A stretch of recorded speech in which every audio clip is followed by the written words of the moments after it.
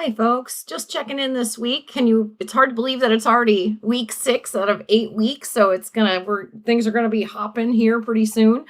Or I know they already are. These 8-week courses are rough. I get you. One thing I wanted to start out with right away is I wanted to let all of you know that everyone has the opportunity to complete a rewrite of one of their papers over the course of the semester that received 79 or below. So I'll have more specifics next week. I don't want them until the last week of class because I'll be putting those in after I do the rest of your grades. So again, just to be very, very clear, clearly the last literary analysis paper, that's not due until the last week or so. So that one would not qualify because there was not enough time to get it back and get that back to me. But that means the first reflection, the second reflection on book bans, or the annotated bib should be back in time for you to use that as your rewrite if you choose to do that. So if you haven't gotten your book ban essay back yet, you should have that back by the end of the day, Tuesday, maybe a little bit into Wednesday. I'm just getting through the last of those right now. But again, this is a good opportunity. Take advantage of the rewrite. Say maybe there were some issues with citation or you didn't use parenthetical documentation. Guys, it is incredibly important that when you're doing these essays that you look and make sure that you've met all of the minimum requirements. For instance, there are 4 outside sources that are required for the literary analysis essay that I'm going to start talking about today, making sure that your annotated bib each entry should have 8 to 10 sentences. You will lose points if it's fewer than 8 or more than 10. So it's really, really important, guys, that you're making sure that you hit all those minimum requirements sorry, I've got a tickly nose today. But you want to hit all those minimum requirements every time we do those papers. So for this week, though, you are going to write your draft of the annotated bibliography. Hopefully, you've got all 8 of your books and you're ready to go. But if you still have a book or 2 more to get, you've got a little bit of time to do that. So again, like to see you, let me bring up this really quick. Sorry, I'm grabbing the module so I can make sure I've got everything that we need. Okay. So you're going to complete the first draft of the annotated bibliography. Try to have somebody take a look at that for you. Again, that's usually a pretty good way to make sure that just someone sees a second set of eyes gets on that. You'll actually get feedback on your annotated bibliography next week, though. So you'll get credit for doing that, much like we have in the past. For just either having a friend look at it or taking it to one of the tutoring centers or doing it online, whatever the best way for you to do that is completely fine. But what you are getting, so in addition to writing the first draft of the annotated bibliography this week, you are also going to just start gathering your sources for your literary analysis essay. That's the last big essay that we write other than a reflective final at the end. So the details are in today's module. It has a couple of different sections. In the introduction, you're going to introduce us to the book itself and do a really short summary. I mean, like, tell me what this book is about in 3 to 5 sentences, pretty much.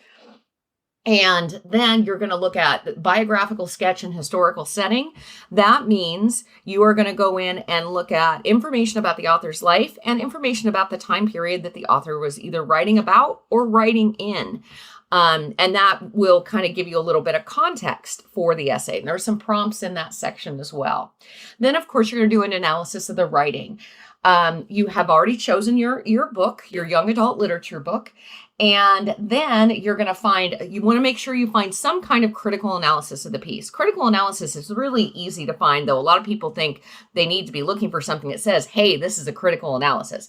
Critical analysis is basically any time a writer writes about the writing of another writer. How's that for being confusing? But basically, anytime somebody who knows what they're talking about in literature, and this can come from a news source, it could come out. There are a lot of really, really good analysis on like NPR and the New York Times, different things on many of these books. So anytime you have somebody who's just writing about the style and the effectiveness of the book. Sometimes it can be a book review. Those can be really, really helpful. So if you search book review, The Hunger Games, if you're looking at the Hunger Games, that would be something that would count as critical analysis. So you're going to have, by the end of this week, you're going to make a quick works cited page that has those 4 pieces in it. Add the 5th item, which will be the bibliographic information for actually the book that you chose. So there'll be 5 things listed in your works cited. One of them is your book. The other 4 are your sources. And that needs to be submitted by next Monday on the 15th. So, of course, you'll have a conclusion in your paper as well. Parenthetical citation throughout, meaning wherever you use something, especially if it's a quote, but really anytime you can say, I didn't know this until I read this. There should be a parenthetical citation, last name, page number. That's the way it works. So you don't really have to have anything more specific than that. I know a lot of people want to put like PG. It's just like Smith 7 is exactly all it needs to say. No comma, no nothing. Please review the MLA stuff from the Purdue Online Writing Lab or DMAC's own resources from our library website if you have any questions about how to do that. Excuse me. So we're going to be moving pretty fast.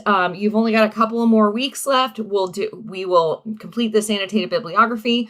You'll do your literary analysis paper. And then in the next week or so, you'll get information about the final. And the final is simply like a 500-ish, I don't quote me on that because I don't have it right in front of me right now, but around 500 words where you're going to reflect on what worked well for you in the class and look at those course competencies in the syllabus and kind of pick out 3 or 4 that you felt like you really, really hit well and really, really came away with.